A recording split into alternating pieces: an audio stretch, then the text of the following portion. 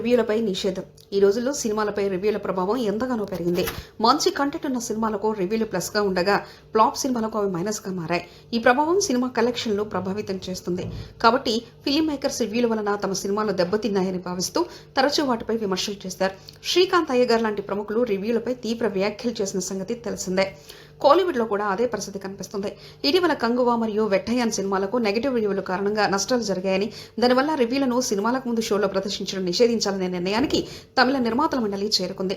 రివ్యూలు సినిమాలపై ప్రభావం చూపించి అవి ప్రదర్శించాల్సిన ముందు ప్రేక్షకుల అభిప్రాయాలు తీసుకునే విధానం ఇప్పుడు వాటిపై కంట్రోల్ పెట్టాలని నిర్ణయించారు. అయితే ఈ నిర్ణయంపై వివిధ అభిప్రాయాలు వినిపిస్తున్నాయి. కొందరు కంగువా లేదా వెట్టయ్యాన్ సినిమాలు పెద్దగా మెరుగైన సినిమాలు కాదు అని అంటున్నారు. ప్రేక్షకులు తమ అభిప్రాయం ఆధారంగా సినిమాలకు వెళ్లాలని, రివ్యూలు పెంచినంత మాత్రాన మార్పు ఉండదని నెటిజన్లు వ్యాఖ్యానిస్తున్నారు.